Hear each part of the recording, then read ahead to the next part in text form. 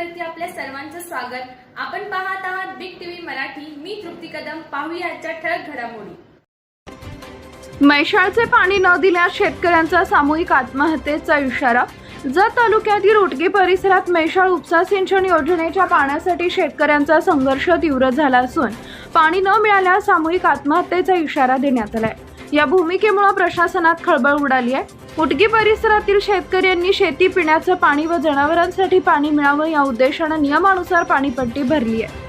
मात्र संबंधित अधिकाऱ्यांकडून अद्याप पाणी सोडण्यात आलेलं नसल्यानं शेतकरी संतप्त झाले।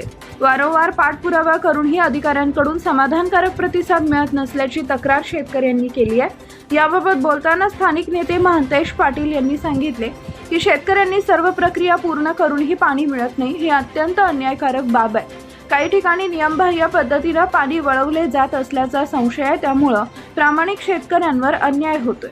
सध्या उटगी परिसरात पाण्याअभावी पिके करपण्याच्या स्थितीत असून जनावरांसाठीही पाण्याची तीव्र टंचाई भासतीये। या पार्श्वभूमीवर शेतकऱ्यांनी तहसीलदार, प्रांताधिकारी आणि सांगली जिल्हाधिकारी यांना लेखी निवेदन देण्याचा निर्णय घेतलाय। दरम्यान लवकरात लवकर पाणी सोडण्यात यावे, अन्यथा शेतकरी सामूहिक आत्महत्या करण्याचा टोकाचा निर्णय घेतील असा इशारा देण्यात आलाय। प्रशासनाने तातडीने या प्रश्नात लक्ष घालून योग्य ती उपाययोजना करावी, अन्यथा परिस्थिती गंभीर होण्याची शक्यता व्यक्त केली जाते। म्हैसाळ उपसिंचनाच्या उटगी गाव क्षेत्रात पाणी सोडण्यासाठी आम्ही डीडी भरून सुद्धा अधिकाऱ्यांनी बेगुमानीपणाने वागत असून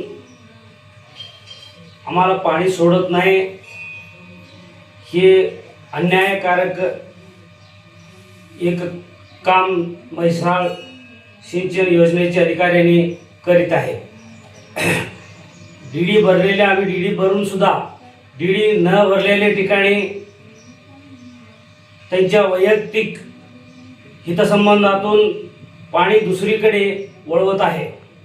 त्यामुळे आम्ही शेतकऱ्यांच्या गरिबीची चेष्टा करीत आहे आणि उडवाउडीचे उत्तर देत आहे। म्हणून उटगीच्या आम्ही शेतकरी निर्णय घेतलेला आहे, सामूहिक आत्मदहन करायचा निर्णय घेतलेला आहे। त्यामुळे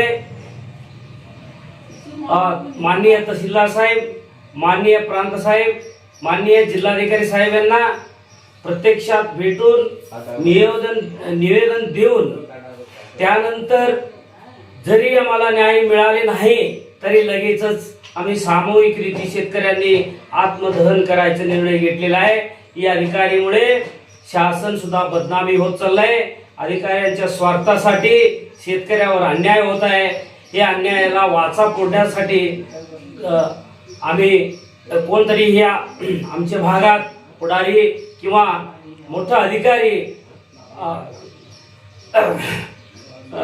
ह्याला मदत करतील का हे आम्हाला बघायचं आहे। ह्या दृष्टीनं आम्ही एक ठाम निर्णय घेतलाय, टोकाचे निर्णय घेतलेले आहे। आम्हाला डीडी भरून सुद्धा पाणी नाही दिल्यात सगळी अधिकाऱ्यांना लेखी स्वरूपात कळून त्यानंतर सामूहिकरित्या आम्ही आत्मदहन करायचा निर्णय घेतलेला आहे।